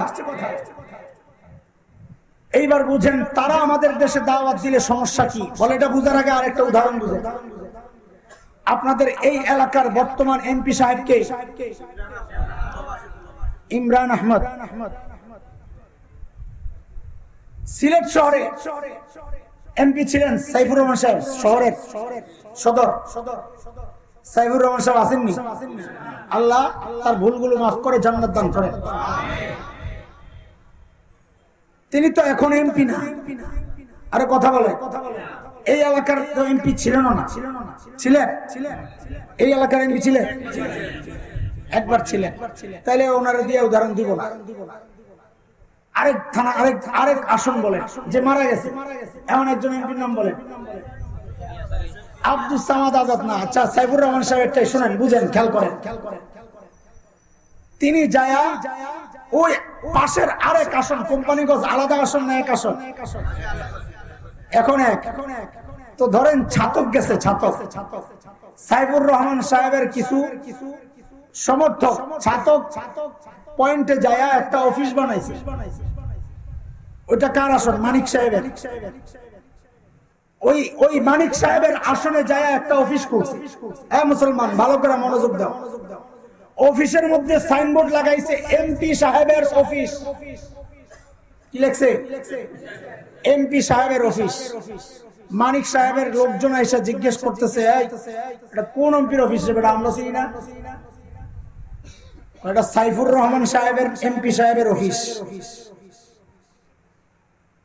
তারা ভুল করলো কয়টা? দুইটা। কয়টা? এক নাম্বার ভুল, সাইফুর রহমান সাহেব তো এখন এমপি না, কিন্তু মারা গেছে। দুই নাম্বার ভুল, এটা তো সাইফুর রহমান সাহেবের আসনও না। অফিস খুলবি তার আসনে যায় খোল, এরপরেও খোলার অধিকার নেই, কারণ তার তো ডেট শেষ হয়ে গেছে। পিঠা খাইবনি, মানিক সাহেবের লোকজন পিঠা দিবনি। এই পিঠা দেওয়াটা ঠিক আছে তো নাকি? ঠিক আছে? আরে বুঝা বলো, ঠিক আছে? এইবার বুঝো, বাংলাদেশে খ্রিস্টানরা আইসা তাদের দ্বীনের দাওয়াত কেন দিতে পারবে না? কেন? তো দুই অপরাধের কারণে পিঠা লাগাইছো। তাদের অপরাধ তো তিনটা। এক নম্বর অপরাধ হইল তাদের নবীর ডেট এক্সপায়ার হয়ে গেছে। কয় বছর আগে? 2000 বছর আগে। কয় বছর আগে? 2000 বছর আগে ডেট এক্সপায়ার। ওই ডেট এক্সপায়ার হওয়া ধর্মের প্রচার, বাসি গান্দা, ওই দ্বীনের প্রচার এই দেশে চলবে না। দুই নম্বর সমস্যা কি? বলে হযরত ঈসাকে আল্লাহ দুনিয়ার সব কওমের জন্য পাঠান নাই, মুসলমানদের জন্য পাঠান নাই। হযরত ঈসা নিজে বলেছেন, এ বনি ইসরাইল, আল্লাহ আমাকে তোমাদের রাসূল বানায়া পাঠাইছেন।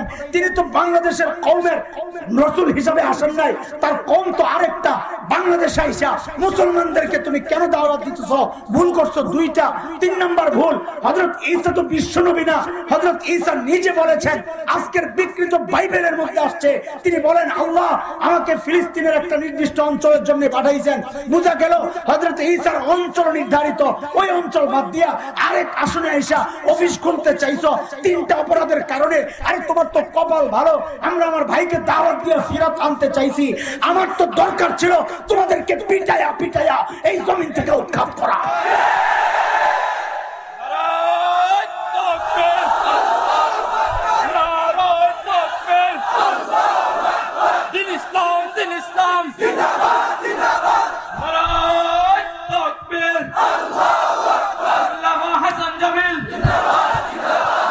মোহতারাম হাজরিন, তাইলে ইসলামের দাওয়াত গোটা দুনিয়ায় কেন চলে?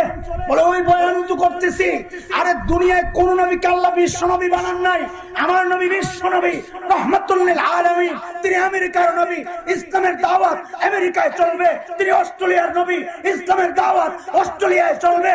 তিনি আফ্রিকার নবী, ইসলামের দাওয়াত আফ্রিকায় চলবে, ইউরোপে চলবে, বাংলাদেশে চলবে, গোটা দুনিয়ায় চলবে, কিয়ামত পর্যন্ত চলবে। আমরা যুবক চোখ কান সব খোলা রাখো, শকুন কিন্তু ঘুরতেছে।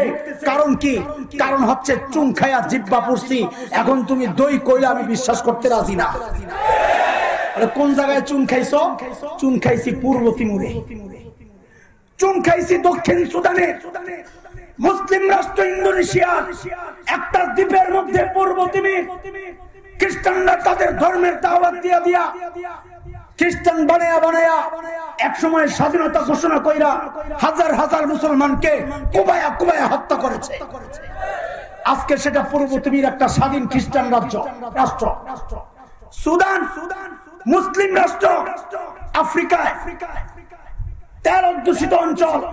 এই অঞ্চলটার মধ্যে তারা টার্গেট নিয়ে লক্ষ লক্ষ মানুষকে খ্রিস্টান বানায়া স্বাধীনতা ঘোষণা দিয়ে দিছে।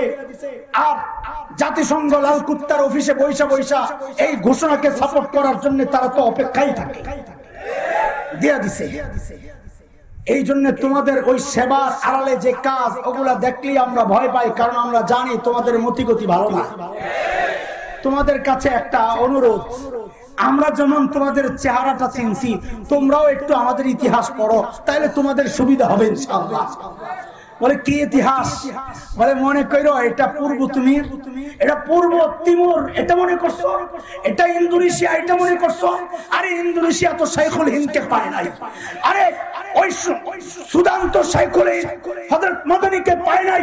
এই বাংলাদেশ শাইখুল হিন্দের রুহানি সন্তানরা বাস করে। এই জমিনকে নিয়ে যদি তোমার ওই পরিকল্পনা তুমি আটো, শুনে নাও, কান খুলে শুনে নাও, এই পবিত্র জমিনে হযরত মাদানী বিচরণ করেছেন। এই পবিত্র জমিনে লাখো আলেমের রক্ত ঝরেছে।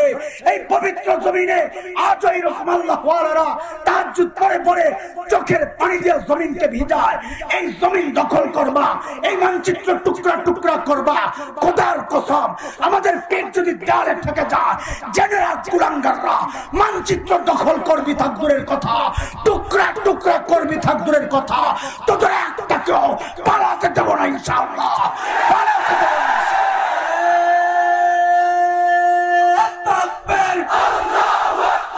ইসলাম ইসলাম জিন্দাবাদ জিন্দাবাদ, উলামায়ে দেওবন্দ জিন্দাবাদ জিন্দাবাদ, সুলতানের তলোয়ার গর্জে উঠো আরেকবার, বীর খালিদের তলোয়ার গর্জে উঠো আরেকবার, মুসলমানের শত্রুরা হুঁশিয়ার সাবধান, বিশ্বনবীর শত্রুরা হুঁশিয়ার সাবধান, ইহুদিদের তলোয়ার হুঁশিয়ার সাবধান, খ্রিস্টানদের তলোয়ার হুঁশিয়ার সাবধান।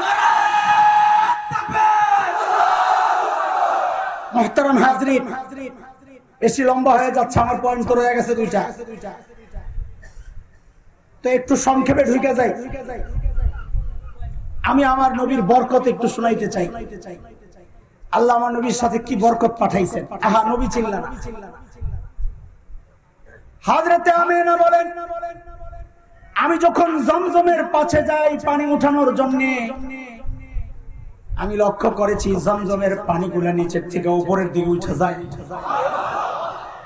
মক্কার মেয়েরা বলে, আমিনা তুমি যাও না, একটু দাঁড়ায় থাকো, তুমি চলে গেলে তো পানি নিচে যায়, আমাদের পানি উঠাইতে কষ্ট হয়।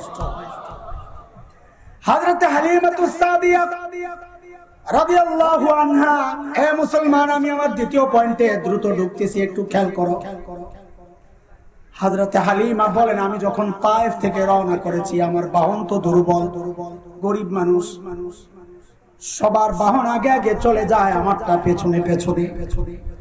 মক্কায় যখন পৌঁছি, যা দেখি সব ধনী ঘরের ছেলেগুলো বাট হয়ে গেছে, একটা বাচ্চাই শুধু রয়ে গেছে, 3 বাচ্চা, তারে কেউ নেয় না, বাপ নাই, খরচ চালাবে কে? হযরতে হালিমা বলেন, আমি আমার স্বামীকে যায়া বললাম, খালি হাতে যাওয়ার চেয়ে ওই এতিম বাচ্চাটারে নিয়ে নেই, কপাল যে খুলছে, আসল কথা ওইটা।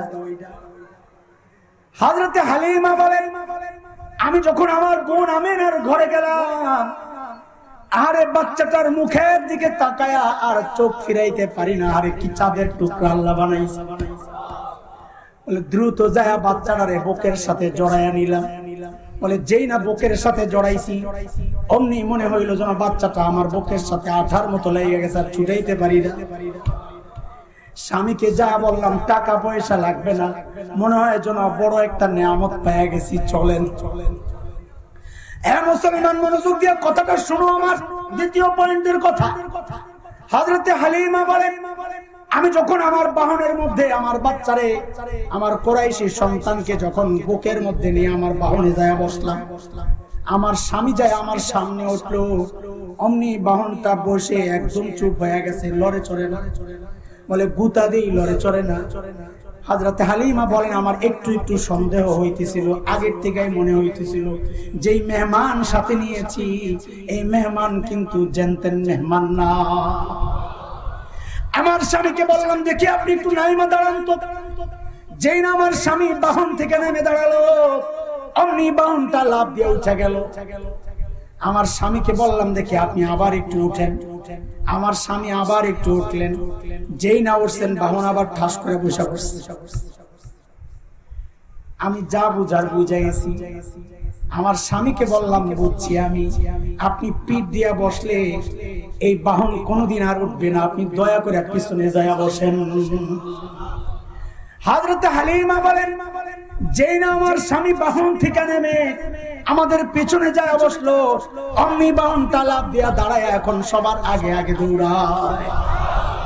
আরে মুসলমান, খেয়াল করো খেয়াল করো, আল্লাহ তার শিশু বন্ধুকে, এখন নবুয়তের সময় হয় নাই, বহু লম্বা টাইম বাকি, এই শিশু বন্ধুকে আল্লাহ কি ইজ্জত দিয়েছেন, নিজের আপন দুধ বাবাকেও পর্যন্ত পিঠ দিয়ে বসতে দেন নাই আল্লাহ। বলে না, আমার নবীকে পিঠ দিয়ে বসা যাবে না, পিছনে যায় বসে। অথচ দুর্ভাগ্য আর হতাশার কথা, আল্লাহর নবী মুহাম্মদুর রাসূলুল্লাহ ইজ্জত দিয়ে তোমার এই জমিনে কুলাঙ্গাররা কথা বলে, তুমি মুখের মধ্যে কষ্টিপ লাগায়া তুমি খালি মিলাদুন নবী উদযাপন করার জিলাপি খাও, কিন্তু নবীর ইজ্জত রক্ষায় জীবন দেওয়ার জন্য তোমাকে পাওয়া যায় না। এটা বড় কঠিন কথা। আল্লাহ বহু বিষয় ছাড় দিয়েছেন। নবীর সাথে বেয়াদবি আল্লাহ বলেছেন ইন্না শানিআকা হুয়াল আবতার, নবী আপনার সাথে যারা বেয়াদবি করবে আপনার শত্রুদের নাম গন্ধ এই দুনিয়া আমি রাখবো না, তারা নিশ্চিহ্ন হয়ে যাবে ইনশাআল্লাহ। কথা কোন ঠিক কি? এই জন্য আমরা বলি নবীর দুশমনরা তোরাও নিশ্চিহ্ন হবি।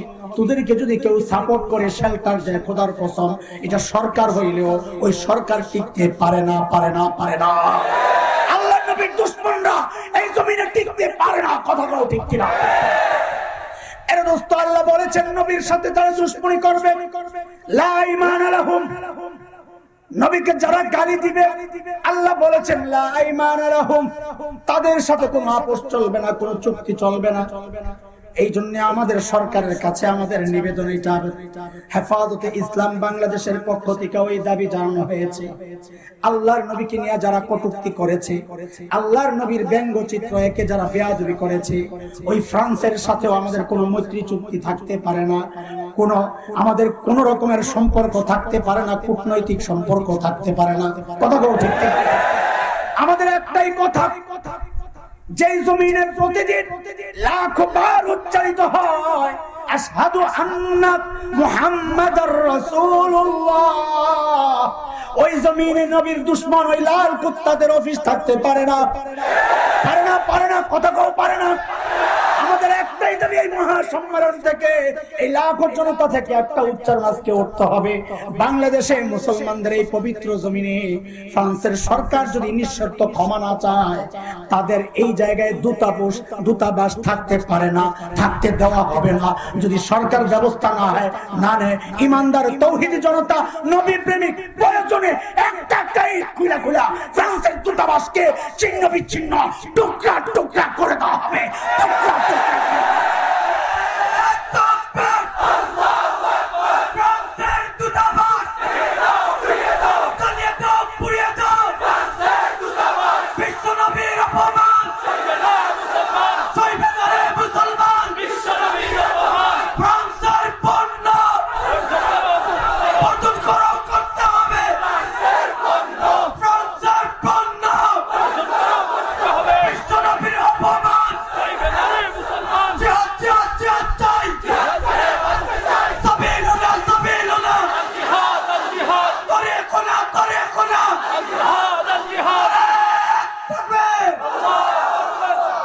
জিহাদ করে মরতে চাই, বাঁচলে আর জিহাদ করে কি হবে?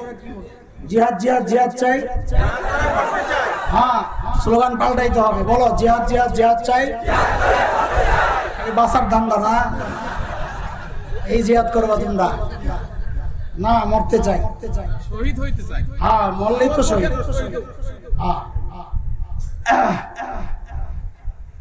হযরতে হালিমাতুস সাদিয়া, আমি দ্বিতীয় বয়ান শেষ করছি, তাড়াতাড়ি আগাইতেছি, কারণ তোমরা কার লাগে অপেক্ষা করতে আমি এটা বুঝতেছি ভালো। নিয়ে আসো ভাই, নিয়ে আসো। হযরতে হালিমাতুস সাদিয়া বলেন আমার বাহন আগেরটাই। কোনটা? যেটা সবার পিছনে পিছনে আসছে, এই বাহন এখন সবার আগে আগে দৌড়ায়। তায়েফের মেয়েরা বলে, হালিমা এটারে কি খাওয়াইছো, কি ইনজেকশন দিয়া দিলা? হযরতে হালিমা বলেন, না, বাহন তো আগেরটাই কিচ্ছু খাওয়াই নাই, এটা বাহনের কোনো বরকত না, এটা আমার মেহমানের বরকত। হযরতে হালিমার বকরিগুলো যখন ময়দানে যায়, যখন ময়দান থেকে ফেরত আসে, সবাই লক্ষ্য করলো ওলানগুলা দুধে ভরা। তায়েফের মেয়েরা জিজ্ঞেস করে, হালিমা তোমার বকরি দুধ খায় কোন জায়গায়, একটু দেখায়া দাও। ওই যে আমরা মোটা তাজা পোলাপাইন দেখলে বলি, এই তোর বাপে কোন দোকানের চাইল খাওয়ায় রে? হ্যাঁ হ্যাঁ, হালিমা তোমার বকরি কোন জায়গায় ঘাস খায়, একটু দেখায়া দাও। হযরতে হালিমা বলেন, না না না, এটা বকরির কোনো বরকত না, এটা ঘাসেরও কোনো বরকত না, এটা আমার কুরাইশি মেহমানের বরকত। বরকত শুনাইলাম একটু। এবার আমার নবী কত সুন্দর ছিলেন এটা একটু শোনাই, তারপরে 3 নম্বর ইনজেকশন। আমার নবী কত সুন্দর ছিলেন। হ্যাঁ, ওই যে সাজায়া দেওয়ার সময় আল্লাহ চোখ দিছেন তো সেরা চোখ দিছেন, ঠোঁট দিছেন তো সুন্দর সবচাইতে ঠোঁট দিছেন, আল্লাহ কান দিছেন তো সবচেয়ে সুন্দর কান দিছেন, মাথা চুল দিছেন তো সবচাইতে সুন্দর চুল দিছেন, আরে ঘাম দিছেন তো সবচাইতে দামি ঘাম দিছেন। তোমার আমার ঘামের দুর্গন্ধে পাশে বসা যায় না, আর নবীর ঘাম থেকে মেশক আম্বরের ঘ্রাণ বের হয়। আম্মা জান আয়েশা রাদিয়াল্লাহু তাআলা আনহা বর্ণনায় বলেন, মিশরের মেয়েরা হযরতে ইউসুফকে দেখে দেখে নিজেদের হাতগুলা কাটছিল। কোরআনের কথা, ওয়াকাত্তানা আইদিয়াহুম ওয়া কুলনা হাশা লিল্লাহ মা হাযা বাশারা ইন হাযা ইল্লা মালাকুন কারীম। হাত কাটে আর বলে এটা তো মানুষ না, মানুষ এত সুন্দর হয় না। বলে তাইলে কি? বলে এটা অনেক দামি ফেরেশতা, সম্মানিত ফেরেশতা। আম্মা জান বলেন, মিশরের মেয়েরা যদি আমার নবীকে দেখতো তো এই ছুরিগুলা দিয়া নিজেদের হাত কাটতো না, নিজেদের কলিজাটারে টুকরা টুকরা করে ফেলতো। টুকরা কি করে নাই হযরতে হামজা? নবীর চেহারায় তাকায় কলিজা টুকরা করায় নাই? আরে হামজা তো সাহাবী ছিলেন, নবীরে দেখছেন।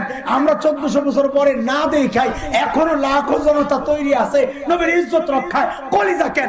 আমি তো বলি রে ভাই, আমার মাথা থেকে পায়ের আঙ্গুল পর্যন্ত যতটা টুকরা করতে মনে চায় তুই কর, তাও আদাতে আমার নবীরে গালি দিবি না। আসো না রাজি, আসো না? বহু বাচ্চা আছে মা বাবার কথা শুনে না, বহু বাচ্চা আছে মা বাবার কথা শুনে না, কিন্তু এর সামনে কারো মারে গালি দিলে এর কিন্তু মেজাজটা বিগড়ে যায়। বহু বাচ্চা পাওয়া যাবে দাড়ি রাখে নাই, নবীর কথা শুনে না, নবীর মতো সূরত নাই, কিন্তু যেহেতু নবী বাবা, রুহানি বাবা, গালি দিলে তার কলিজায় কিন্তু আগুন ধরে যায়, জীবন দেওয়ার জন্য প্রস্তুত থাকে। কথা বল ঠিক কিনা? কবি হাসান ইবনে সাবিত নবীর সৌন্দর্যে মুগ্ধ হয়ে চেহারার দিকে তাকায়া তাকায়া কবিতা লেখেন। আরে কি কবিতা লেখেন? কবি হাসান ইবনে সাবিত লেখেন, ওয়া আহসানু মিনকা লাম তারা কাত্তু আইনি ওয়া আজমালু মিনকা লাম তালিদিন নিসা খুলিকতা মুবাররাআন মিন কুল্লি আইবিন কাআন্নাকা ক্বাদ খুলিকতা কামা তাশা। আপনার চেহারার দিকে তাকাইলে মনে হয় এই চোখ আপনার চেয়ে সুন্দর কোনোদিন কাউকে দেখে নাই, আপনার চেয়ে সুন্দর কোনো মা কাউকে জন্ম দেয় নাই। নবী, আপনার দিকে তাকাইলে মনে হয় আল্লাহ আপনাকে সমস্ত ত্রুটি মুক্ত করে দুনিয়ায় পাঠাইছেন। আপনি যেমনটা চেয়েছেন আল্লাহ আপনাকে ওই রকম করে পাঠাইয়া দিয়েছেন। আরে ভাই, নবীর শান কি বলবো, আমি শেষ করতেছি ওই কবির মতো বইলা। যে কবি নবীর শান বলতে গিয়া বলে, নবী আমি মাপ চাই, আপনার শান, আপনার সৌন্দর্য পুরোপুরি বর্ণনা করার ক্ষমতা কারো নাই। শেষ কথা একটাই বলা যায়, আল্লাহর পরে সবচাইতে সম্মান আর মর্যাদা আপনার। ইয়া সাহিবাল জামাল ইয়া সাইয়্যিদাল বাশার মিন ওয়াজহিকাল মুনীর লাকাদ নাওয়ারাল কমার লা ইউমকিনু সানাউ কামা কানা হাক্কুহু বাদাজ খুদা বুজুর্গ তুই কিসসা মুখতাসর। ও সৌন্দর্যের বরপুত্র, ও মানুষের নেতা সর্দার, আপনার চেহারার দিকে তাকাইলে মনে হয় ওই চাঁদ আলোকিত হয়েছে আপনার চেহারার একটু আলো পেয়ে। আপনার প্রশংসা আমার পক্ষে করা সম্ভব না, কারো পক্ষে করা সম্ভব না। শেষ একটা কথা বলে দেই ও নবী, আল্লাহর পরে আপনার মর্যাদা সবচাইতে বেশি। আমার কথা শেষ, কিন্তু 3 নাম্বার ইনজেকশনটা তো রয়ে গেছে না? রয়ে গেছে। তো শোনো হুজুর, আস্তে আস্তে আমি ইনজেকশনটা দিয়ে আলাই, তোমরা ইনজেকশন খায়া রেডি হয়ে বসো। ওই ইনজেকশন দেওয়ার আগে 2টা উদাহরণ দিয়ে তোমার থেকে কিছু ওয়াদা নেওয়া লাগবে আমার। 1 নাম্বার উদাহরণ বুঝো আগে, এরপরে বিষয়ে ঢুকবো। পাবলিক ডাইরে ঢুকলে তো বুঝতে চায় না। আগে একটা উদাহরণ শোনো। মানুষ এখন বড় সচেতন। ফার্মেসিতে গিয়ে ওষুধ কিনতে গেলে এখন সর্বপ্রথম কি দেখে? ডেট এক্সপায়ার কবে, এক্সপায়ার ডেট কবে দেখেনি? যদি দেখে 1 মাস আছে, তা আমরা পরিভাষায়, আমি তো ফার্মেসি ওষুধের ব্যবসা করতাম, তা আমরা বলতাম শর্ট ডেটের মাল, এটা চলবে না, নতুন মাল দাও। আর যদি দেখে 1 মাস ডেট ওভার হয়ে গেছে, তাইলে ওষুধ দিবে আর খাও, বলো। আর যদি দেখে 1 বছর পার হইছে, খাইবো কেউ ওষুধ? এটা কে ওষুধ আছে না বিষ? আরে জোরে বলো, সবাই বলা লাগবে না। ধোকা দিবা তোমরা আমারে, পরে ধোকা দিবা, ইনজেকশনের সময় তোমার না আমার ইনজেকশন লাগবে না। বলো, এই ওষুধ কেউ খাবে? কয় বছর গেছে? মাত্র 1 বছর। কি বলো, এটার ওষুধ নাই, কি হয়ে গেছে? কথা ঠিক আছে তো? নাম্বার 1। উদাহরণ নাম্বার 2, নতুন জামাই এখনো বিয়ে করে নাই, বর যাত্রা গেছে শ্বশুর বাড়ি, আসার সময় রাস্তায় জ্যাম করে গেছে। তো যাইতে যাইতে দিন ছোট, 4টা বেজে গেছে। মেয়ের বাবা বলে বিয়ে শাদী পরে হবে, আগে খায়ালো। এটা শ্বশুর বাড়ি দেখে বলছে, বক্তা করে বলে না। দেরি হইলে হুজুর মানুষ যাইব গা, খাওন পরে আগে বয়ান করে লো। তো যেহেতু জামাই, তো মায়ের বাবা কি বলে যে আগে খাওয়া দাওয়া সারেন, তারপরে বিয়া। আর বুঝছেন নি কথা? তো জামাইয়ের সামনে বিশাল এক ডিশ দিছে, ডিশ আস্তা মুরগি, আস্তা খাসি, লাউ, কুরমা, শিক কাবাব, জালি কাবাব, বড়ি কাবাব, টিক্কা, এটা সেটা দিয়ে মানে পুরা স্পেশাল সবচাইতে ভালো ভালো খাবারগুলো এখানে জমা করছে জামাই বাবু। মানুষ সবচেয়ে বেশি আদর পায় কোন জায়গায়? শ্বশুর ভাই বলে জামাই আদর। সবচেয়ে বেশি আদর করে কে? পিড়ায় এত গাড়ি, এখনই পোল্ট্রি মারো, জালেম কোথাকার। সবচেয়ে বেশি আদর করেন মা, আর সবচেয়ে বেশি আদর দেখান শাশুড়ি। গাদা কোন জায়গায় কোনটা বলবো এটাও বুঝে না। বল আমার সাথে আবার তওবা কইরা, সবচেয়ে বেশি আদর করেন কে? সবচেয়ে বেশি আদর দেখায় কে? তারপরও শর্ত আছে, যদি যৌতুক না নাও, নাইলে দেখানো বা। জামাইয়ের সামনে বিশাল ডিশ, কিন্তু আল্লাহর বান্দার এই জায়গায় মনোযোগ নাই। পোলাপান মনোযোগ দিয়ে, আমার শেষ ইনজেকশন। এই জায়গায় জামাইয়ের মনোযোগ নাই। কোন জায়গায়? ডেকোরেটরের পক্ষ থেকে ওই সাইডে একটা টুকরি রাখা হয়েছে। ওই টুকরির মধ্যে মানুষের খাবারের উচ্ছিষ্ট, হাড্ডি হুড্ডি, ওই যে লেবুর সিলকা, আবার ওই বাচ্চা কাচ্চারা যে পোলাও খাইছে, এই একটু উচ্ছিষ্ট গুলা, নাকের শ্রেষ্ঠ মেষ্টা লাগছে, মতো আঠালো উঠালো ময়লা, ওগুলা নিয়ে ফেলাইছে। জামাই ওই জায়গায় তাকায় রয়েছে। কিছুক্ষণ পর সারে লাভ দিয়ে উঠছে, দৌড়ে গেছে ওই টুকরির সামনে, যায় ওই জায়গায় হাড্ডি একটা লইছে, ওই যে নাকের ময়লা টয়লা সহজে পোলাও পরে রয়েছে, ওইটা এক মুখ দেয়, হাড্ডিটার একটা চাওয়ানি দেয়, লেবুতে রস নাই, সিলকার কামড় দিয়ে খাইতেছে মজা করে। এর কি ভাব খাইতেছে। মেয়ের বাপ দূর থেকে এই দৃশ্য দেখছে, আল্লাহ এটা কোন জামাই। আচ্ছা এবার তোমরা বলো, এই ছেলে পাগল না সুস্থ?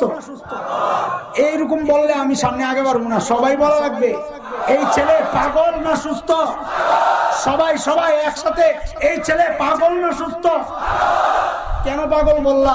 তোর সামনে সবচেয়ে দামি খাবার, এটা বাদ দিয়া তুই গেছস ওই বাসি উচ্ছিষ্ট মানুষ খায়া ফেলাই দিছে নষ্ট খাবারটা খাইতে। তো তুই তো সুস্থ না, তুই তো কি? আবার বলেন তো, সবাই বলেন তো। বুঝা গেল এই মজলিসেও পাগলের অভাব নাই। কেন? আল্লাহ তাআলা এইরকম শ্রেষ্ঠ রাসূল তোমারে দিলেন, তোমার সামনে এইরকম শ্রেষ্ঠ রাসূলের আখলাক, তোমার সামনে এইরকম শ্রেষ্ঠ রাসূলের জামা, তোমার সামনে এইরকম শ্রেষ্ঠ রাসূলের পায়জামা, তোমার সামনে এরকম শ্রেষ্ঠ রাসূলের বিবাহ পদ্ধতি, তোমার সামনে এরকম শ্রেষ্ঠ রাসূলের সূরত, সব বাদ দিয়া তুমি গেছো 1 বছর আগে ডেট এক্সপায়ার হয়ে গেছে, ওই ঔষধ খাইতে রাজি না। 2000 বছর আগে খ্রিস্টান ধর্মের ডেট এক্সপায়ার হয়ে গেছে, ওই ধর্ম তুমি মানতে রাজি। তোমার সামনে নবীর এত সুন্দর আদর্শ, ওইটা বাদ দিয়া তুমি হিন্দুদের কালচার গ্রহণ করো, হিন্দুদের বিয়েগুলো ফলো করো, হিন্দুদের সিরিয়াল দেখা বোর শাড়ি বানিয়ে দাও, বোর 3 পিস বানিয়ে দাও। বুঝা গেল তুমিও সুস্থ না, তুমি আস্তে একটা নাম্বার 1 পাগল। কথা বুঝে আসতেছে? ইনজেকশনটা বেশি করা হয়ে গেছে না? জায়গা মতো লাগছে? উপকার হবে না ইনশাআল্লাহ। এখন বলো, সুস্থ থাকবা না পাগলের কাতারে নাম লেখাবা? আজকের এই তাফসীর মাহফিল ওয়াদা, সুস্থ না পাগল? আমরা সুস্থ না পাগল? সুস্থ যদি প্রমাণ দিতে হয় তাহলে এই ডিশ থেকে অন্তত একটা গোশতের টুকরা তো খাওয়া দরকার। আমি সুস্থ এটা বুঝাইতে হইলে কমপক্ষে একটা টুকরা এখান দিয়ে খাই, অন্যটি না খাই। একটা টুকরা খাইয়া মায়ের জামাইরে মায়ের বাবারে বুঝাইয়া দেই আমি সুস্থ। এখন আমি খুব ক্লান্ত, আমি জি লাগতেছে, শ্বশুর বাড়িতে আসছি, আমি একটু খাইলাম, পরে খামো। শাশুড়ি যেটা দিব পরে আরো খাওয়ান তো রয়ে গেছে জান্নাতে, আর কি ওইটি খামো। এই ডিশ থেকে একটা গোশতের টুকরা খাইতে রাজি, মাত্র একটা। আরে বলো না, মাত্র একটা। সবাই ইনশাআল্লাহ? এখন তো দাঁড় করালে দেখা যাবে যে বেশিরভাগই করবো না, আমার কাছে পচাটাই মজা। ডিশ থেকে কয়টা গোশতের টুকরা খাওয়াবো? কয়টা? তাহলে মাত্র নবীর একটা সুন্নতের ওয়াদা দিবা। আজকে এই মুহূর্তে নগদ কালেকশন, যারা এই পর্যন্ত দাড়ি কাটতা, আজকে ওয়াদা দিবা যে না, আমি পাগল না, আমি সুস্থ। আমি ওই 2000 বছর আগের ডেট এক্সপায়ার হওয়া এই চেহারা নিয়ে নবীর সামনে দাঁড়াবো না। আমার নবীর সুরত ধইরা দাড়ি নিয়ে আমি নবীর সামনে দাঁড়াবো। ওই ডিশ থেকে, জামাইয়ের ডিশ থেকে উন্নত খাবারটা আমি খাইতে চাই। মাত্র একটা গোশতের টুকরা খাইয়া প্রমাণ দেওয়া লাগবে যে আমি সুস্থ। দেখি কে কে ওয়াদা করবা, যার দাড়ি আছে সে না, যে দাড়ি কাটতা এখন ওয়াদা করবা এই মুহূর্ত থেকে তওবা করলাম, আর জিন্দেগিতে নবীর কলিজায় ব্লেড লাগাবো না। দাঁড়াও দেখি, আল্লাহু আকবার। দাঁড়াও, হাত তোলবা না, দাঁড়াও। মাশাআল্লাহ, দাঁড়াও। আল্লাহু আকবার, আল্লাহু আকবার। দাঁড়াও, আল্লাহু আকবার। আল্লাহ কবুল করে দেন।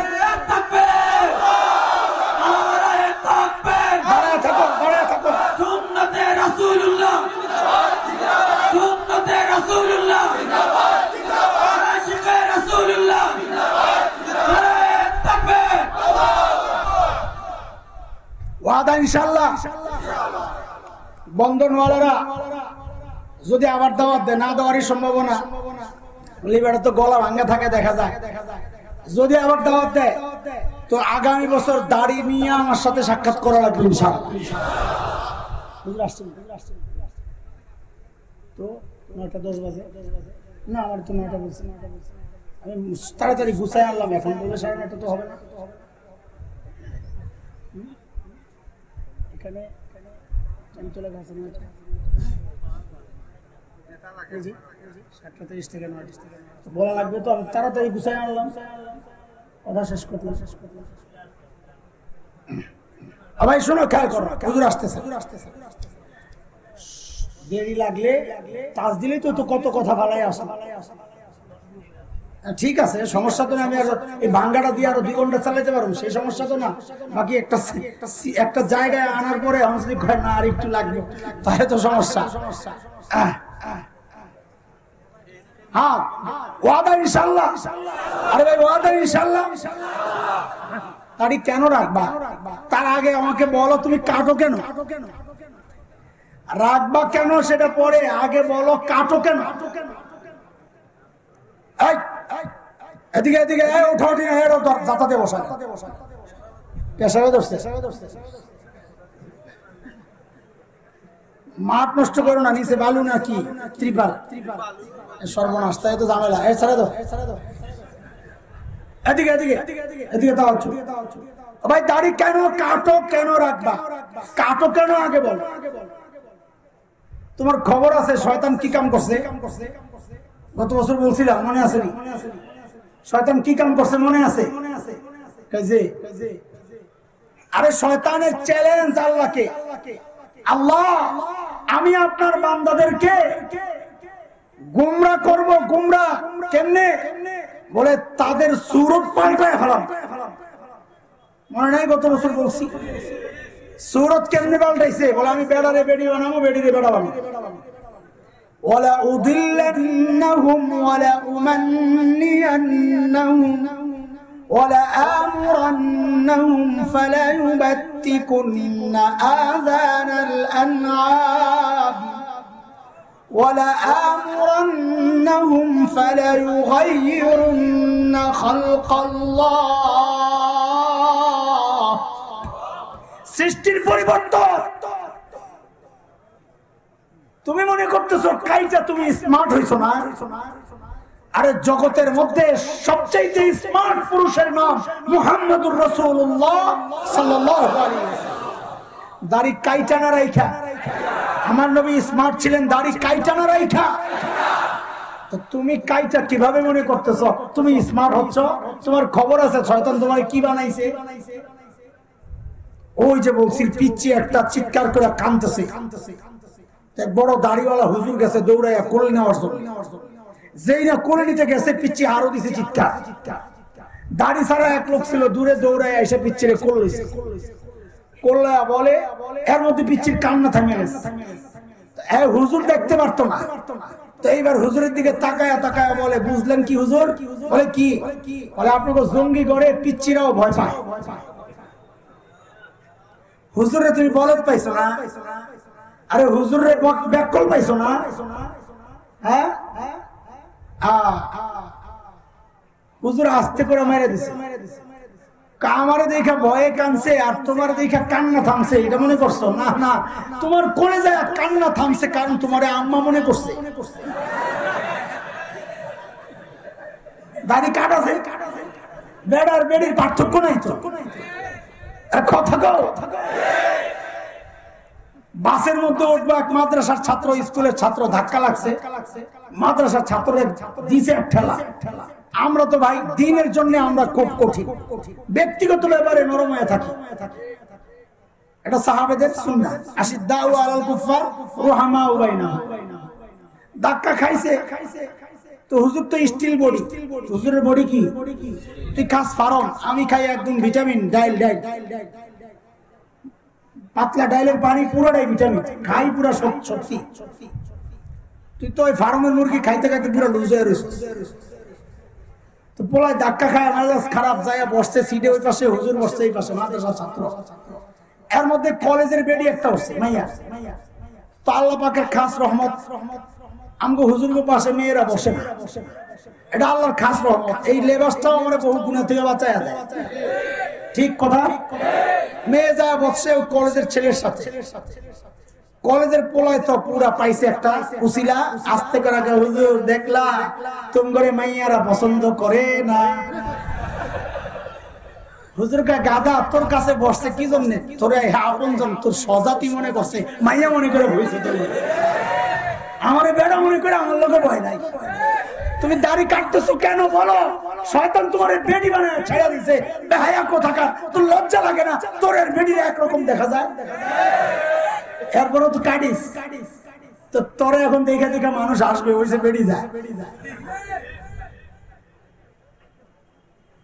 খেয়াল করে দাম দাম দাম হাকিম উম্মত মুজাদ্দিদ মিল্লাত হযরত মাওলানা আশরাফ আলী থানভী রাহমাতুল্লাহি আলাইহি বড় খলিফা খাজা আজিজুল হাসান মজজুব রাহমাতুল্লাহি আলাইহি। কেউ জিজ্ঞেস করছেন হযরত আল্লাহর সামনে আপনি কি আমল নিয়ে দাঁড়াবেন? বড়রা তো আমাদের মতো না, আমরা আমল করি অল্প, মনে করি বহু কিছু করে ফেলছি। বড়রা আমল করেন অনেক আর ভাবেন কিছুই করতে পারি নাই। খাজা আজিজুল হাসান মজজুব বলেন, আরে মালিকের সামনে পেশ করার মতো আমার তো কোনো আমল নাই। হ্যাঁ, আমি একটা কাজ করব মনে মনে আশা করে রাখছি। বলে কি করবেন?